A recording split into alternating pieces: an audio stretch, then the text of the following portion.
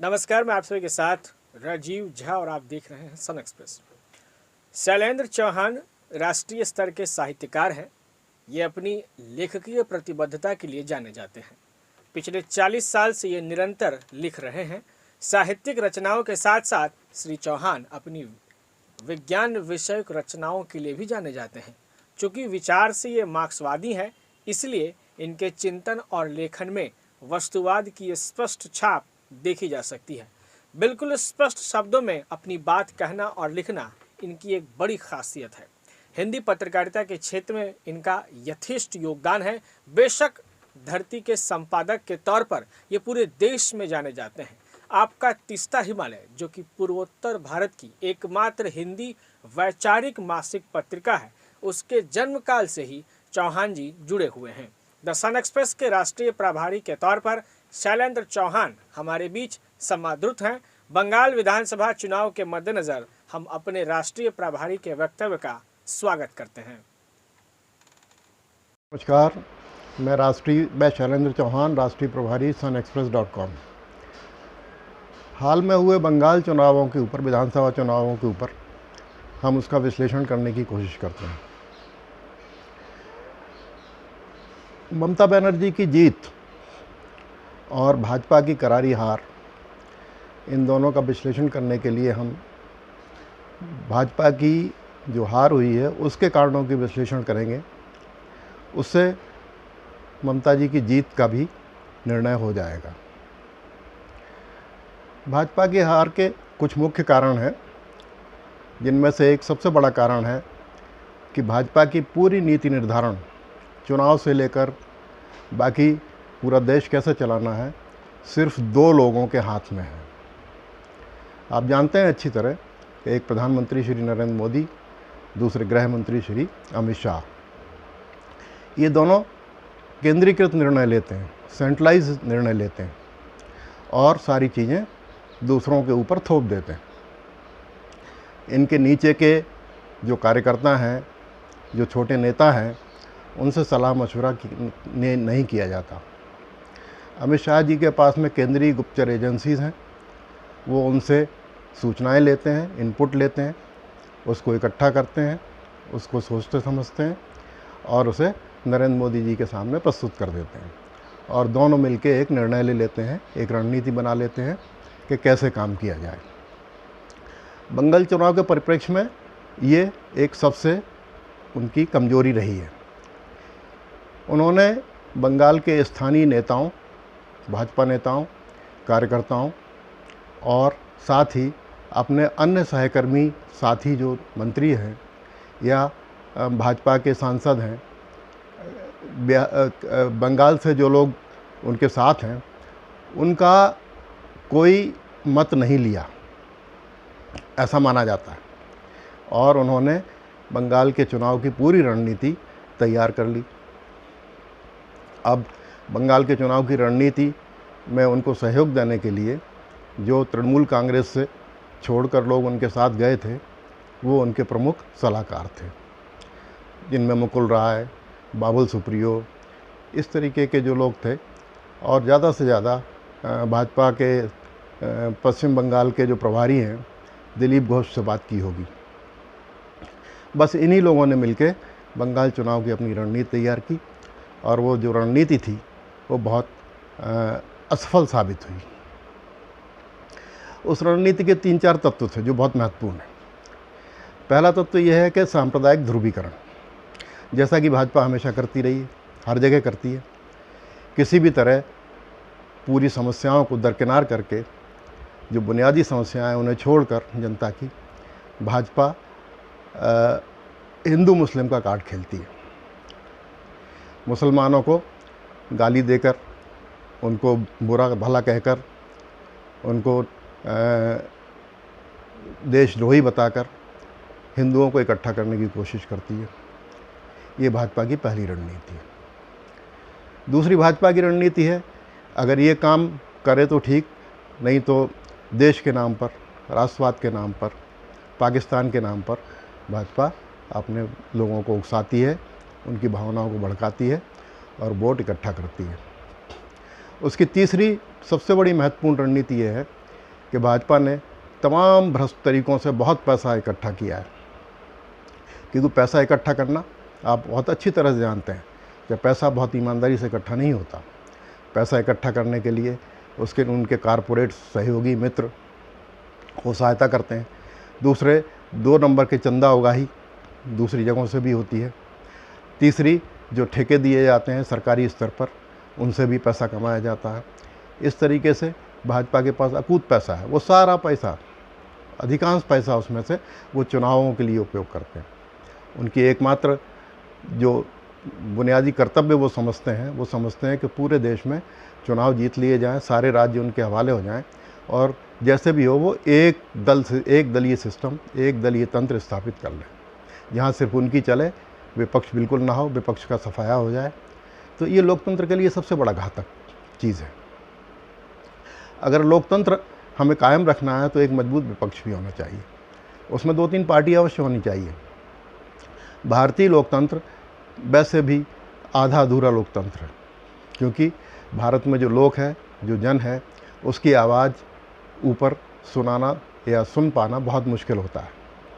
उसका कारण है कि भारत का जो लोकतंत्र है उसमें जो जनप्रतिनिधि चुने जाते हैं चुनाव से, वो भ्रष्ट तरीक़ों से चुने जाते हैं, बाहुबल से, धन बल से और दूसरे जाति और सांप्रदायिक आधार पर वो चुने जाते हैं और वो भारत के भाग्य निर्माता हो जाते हैं। वो नागरिकों के मालिक हो जाते हैं, अपने आप को मालिक समझते हैं। वो इतने महत्वपूर्ण और इतने ताकतवर और शक्तिशाली हो जाते हैं कि उन तक पहुंचना ही, जनता की आवाज़ पहुंचाना बड़ा मुश्किल काम होता है। उनके छोटे मोटे चमचे भी वहां तक नहीं पहुंच पाते। तो इसलिए इस लोकतंत्र को, आधे अधूरे लोकतंत्र को कायम करने में भी बड़ी दिक्कतें हैं। वो जो चुनाव के आधार पर तय होता है कि भाई किस दल के कौन प्रतिनिधि आके वहाँ पे सत्ता संभालेंगे, उसमें सबसे बड़ी गड़बड़ी ये होती है कि अगर कोई तानाशाही प्रवृत्ति का व्यक्ति वहाँ पर पहुँचता है तो वो सिर्फ़ और सिर्फ अपनी बात, मन की बात कहेगा, दूसरों के मन की बात कभी नहीं सुनेगा, दूसरों की बुनियादी ज़रूरतों को कोई महत्व नहीं देगा, उन्हें कोई तरजीह नहीं देगा। जैसे आजकल आपको बहुत अच्छी तरह पता है, कोरोना सबसे बड़ी विपदा है। कोरोना एक महामारी है जिसके कारण बहुत सारे लोग मर रहे हैं, ऑक्सीजन की कमी है, दवाइयों की कमी है, वैक्सीन पूरा प्रॉपर नहीं उपलब्ध है। लेकिन साहब काम चल रहा है, चुनाव भी चल रहे हैं, धार्मिक कार्यक्रम भी चल रहे हैं, कुंभ भी चल रहे हैं और उसके साथ साथ जो है वो दिल्ली में सेंट्रल विस्टा बिल्डिंग एक बनाई जा रही है, संसद भवन बनाया जा रहा है, प्रधानमंत्री आवास बनाया जा रहा है, जिसको सबसे अधिक प्राथमिकता और अनिवार्य कार्य की सूची में रखा गया है। जिस देश में सैकड़ों लोग ऑक्सीजन के बिना, दवाइयों के बिना मर रहे हों, जिस देश में अभी तक लाखों लोग मर चुके हों, 1 करोड़ से ज़्यादा लोग जो संक्रमित हो चुके हों, उस देश में ये अय्यासी ही है कि हम एक बहुत सुंदर, बहुत बड़ा, भव्य महल बनाएं वो रहने के लिए और उस संसद में बात करने के लिए, जबकि हमारे पास संसद ऐसी है।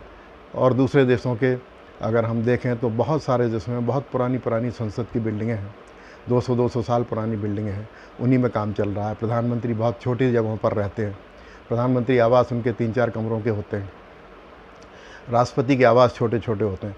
यूरोप के छोटे देश जो हैं उनमें तो राष्ट्रपति और प्रधानमंत्री बहुत छोटी छोटी बिल्डिंगों में रहते हैं, बल्कि अपार्टमेंट में रहते हैं और साइकिलों से भी जाते हैं। स्विट्ज़रलैंड का राष्ट्रपति साइकिल से अपने दफ्तर जाता है। तो हमारे यहाँ चूँकि एक ऐसा सिस्टम बना दिया गया है, शुरू से एक तंत्र बना दिया गया है जिसमें इनको बहुत ज़्यादा शक्तिशाली बनाकर और इनको तमाम तरीके के घपले घोटाले करने का पूरा अवसर दिया गया है, जिसके चलते इनका धन बल काफ़ी इनके पास इकट्ठा हो जाता है और ये शक्ति काफ़ी अर्जित कर लेते हैं। तो धन का पूरा उपयोग किया बीजेपी ने, सांप्रदायिक ध्रुवीकरण किया, लोगों की राय नहीं ली गई और जो तृणमूल से या कांग्रेस से या सीपीएम से जो लोग आए थे, वो जो दल बदलू लोग थे, उनको चुनाव में तरजीह दी गई, उनको टिकट दिए गए और स्थानीय लोगों को, स्थानीय नेताओं को उसमें कहीं पर भी कोई उनकी पूछ नहीं हुई। इस बात से लोग नाराज़ हो गए। बंगाल का चरित्र ऐसा न तो सांप्रदायिक चरित्र है, न ऐसा चरित्र है जो राजनीति में भ्रष्टाचार को प्रशंसा दे।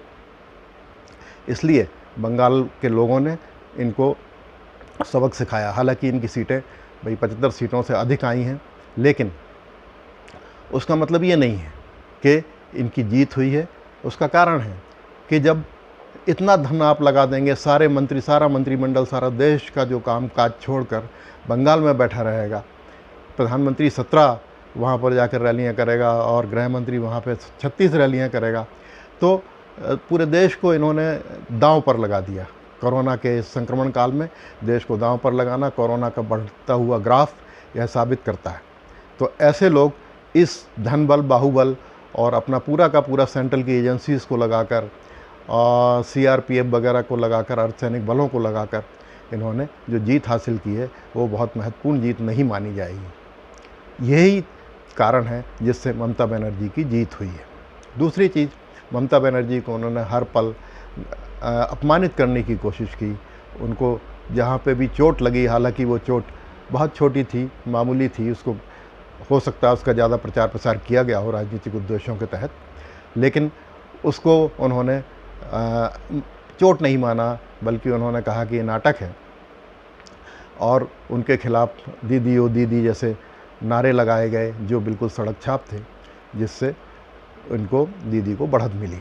हालांकि मैं ये भी मानता हूँ कि ममता बनर्जी का जो पार्टी और दलीय चरित्र है, जो वर्ग चरित्र है, वो भी किसी न किसी तरह वो भाजपा और कांग्रेस से मिलता जुलता चरित्र ही है।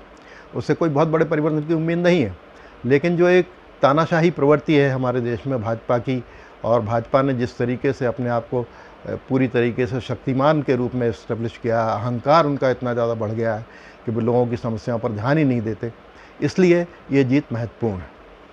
और ममता बनर्जी ने आज मुख्यमंत्री पद की शपथ भी ले ली है, लेकिन वहीं जो केंद्रीय शक्तियों के चरित्र हैं, अब धनखड़, जगदीप धनखड़ ने उनको शपथ लेने से पहले ही एक चेतावनी सी दे दी कि बंगाल में जो कुछ हो रहा है उसके लिए आप उसको देखिए। हालांकि अभी तक चुनाव के दौरान उस सारी प्रशासनिक व्यवस्था का जो प्रभारी था वो चुनाव आयोग था, तो इसमें ममता बनर्जी का जो हाथ है उसमें उनकी दलीय स्थिति तक सीमित है, और उनका दल बहुत ऑर्गेनाइज दल नहीं है, उनके समर्थक बहुत ऑर्गेनाइज समर्थक नहीं हैं, लेकिन वो उनके समर्थक हैं और उनके नाम पर कुछ भी कर सकते हैं। लेकिन भाजपा ने भी तमाम बाहरी उद्दंड लोगों को बुलाकर, अपराधी लोगों को बुलाकर जो चुनाव प्रचार किया है, इसमें तमाम हिंदी स्टेट्स के अलावा असम और त्रिपुरा जैसी स्टेट से भी लोग आए हैं, और उन लोगों ने भी कहीं ना कहीं उत्पात किया है। कुल मिलाकर जो भाजपा की हार है वो एक, उन्हें सबक सीखना चाहिए कि इस देश में तानाशाही, अहंकार और भ्रष्ट तरीक़ों से सत्ता चलाना कोई बहुत महत्वपूर्ण चीज़ नहीं है, और जनता उन्हें भी एक बार पटकनी देगी। और ममता बनर्जी को भी ये सबक लेना चाहिए कि इस तरीके से अगर कहीं पर जो उनके समर्थक उत्पात करते हैं तो उसको रोकना चाहिए, और बंगाल की जनता की अपेक्षाओं पर खरा उतरना चाहिए, और बंगाल की जनता के लिए कल्याणकारी काम किए जाने चाहिए। धन्यवाद।